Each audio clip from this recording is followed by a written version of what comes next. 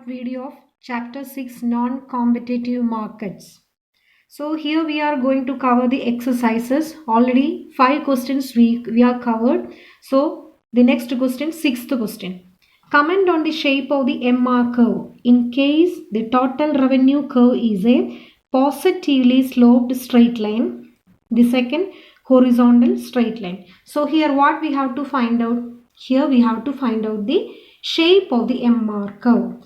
When the shape of the total revenue curve is positively sloped straight line and horizontal straight line. So first case we are analyzing first the shape of the MR curve when total revenue curve is a positively sloped straight line. So here look this table. We already analyzed this table for the first question. So here the total revenue is increasing consistently. That is every unit 10 units it's increasing. The total revenue is increasing 10 units.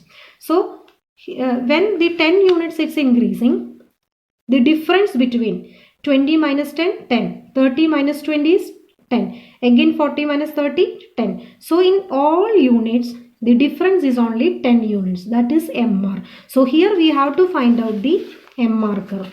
When all units are 10, then the MR curve is like this. It would be a horizontal line. It's same in all points. That is parallel to the x-axis. And B, when the total revenue curve is horizontal straight line, what would be the shape of the MR curve? If it is horizontal straight line, that means the total revenue is same in all points. So MR, what would be MR? That is the difference between 2 points of TR is MR. So MR would be 0. That means it would be coincides with the x-axis. So this is the MR curve. So now the next question is 7th question. The market demand curve for a commodity and the total cost for a monopoly firm producing the commodity is given by the schedules below. Use the information to calculate the following. Here the quantity is given, price is given and total cost also is given. So here we have to find out MR and MC schedules. And B, quantities for which MR and MC are equal, that is equilibrium. C, the equilibrium quantity of output, equilibrium price of the commodity. And D, the total revenue, total cost and total profit in equilibrium. These points we have to find out. So to get the points more easy, we are drawing all these available information in a table and hope it's clear. So here the quantity and price it's given and total cost also is given. So first of all we have to find out the total revenue. So here the first question is we have to find out the MR and MC. So to find out MR, first we have to find out the total revenue. That is, as we know, the equation is Q into P. So we will get like this: 1 into 44, 2 into 37, 74. In that way we will get the total revenue. Then how we can find out the marginal revenue? The difference between the total revenue, 44 minus 0, 44, 74 minus 44, 30. In this way we will get the marginal revenue. Now next is marginal cost. How we will get the marginal cost? By checking the difference between total cost. 60 minus 10, that is 50. Then 90 minus 60, that is 40. In this way we will get the marginal cost points also. So here the next B, the quantities for which MR and MC are equal. Where MR and MC are equal? Here MR and MC are equal. So that is in 6th unit. So here the question is the quantities for which MR and MC are equal. That is at 6th unit the quantities of MC and MR are equal. So the next question, the equilibrium quantity of output and the equilibrium price of the commodity. Where is equilibrium? We can attain. At which point? Where MC equal to MR, that is the equilibrium point. So here we have to find out the quantity of output. Quantity of output is 6 units. And next is equilibrium price, that is 19.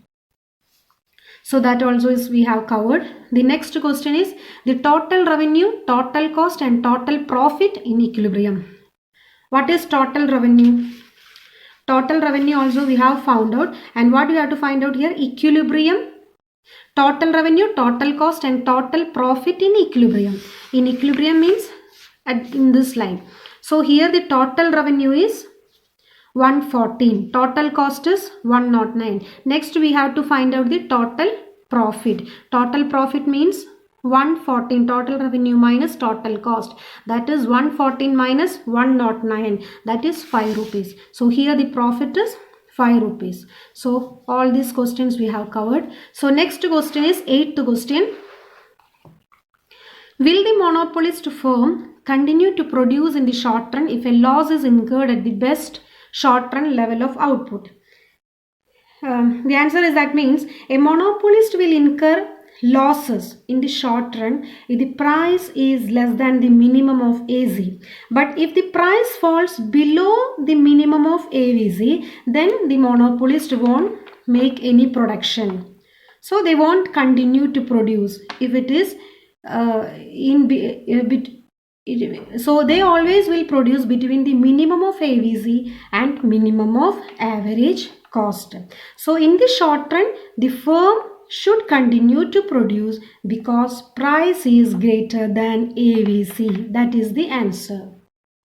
So now the next question is, explain why the demand curve facing a firm under monopolistic competition is negatively sloped. That means products are close substitutes in monopolistic competition. So the demand curve is elastic there. Okay, so next question, what is the reason for the long run equilibrium of a firm in monopolistic competition to be associated with zero profit?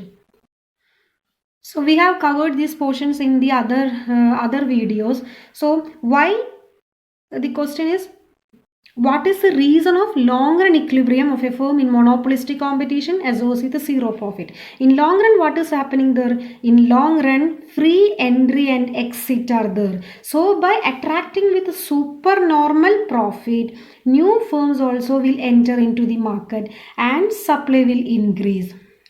Then that will leads to the reduction in price. At a point when price is equal to minimum of average cost, that implies that all firms earn normal profit or zero economic profit. That is the answer.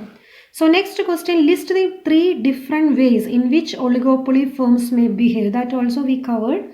That is, the first method is cartel. That means the oligopolistic firms are forming a formal agreement to maximize their profit. And second method is there would be barriers to entry or exit. That means they are forming an entry preventing price. And third point is, with advertisements, the firms always will try to attract the consumers. These are the 3 methods. So the next question, that is the case of Cournot. That theory is not explained in this textbook. So without getting that theory, it would be difficult for you to get the points. So better we can skip this question. And 13th, the question, that is, what is mean by prices being rigid? Rigid means fixed. Prices are fixed. Actually, the rigidity theory is, that is Paul-Swiss King demand curve, that is not explained here. But we can answer this question in other aspect, that is, how can oligopoly behavior leads to such an outcome? That means in oligopoly, what is happening there? If they are not forming an agreement, that is cartel, there would be some competition in the economy that will wipe out their profits. So normally what they are doing, they are fixing some price through some cartel. So this is all about this video. Thank you.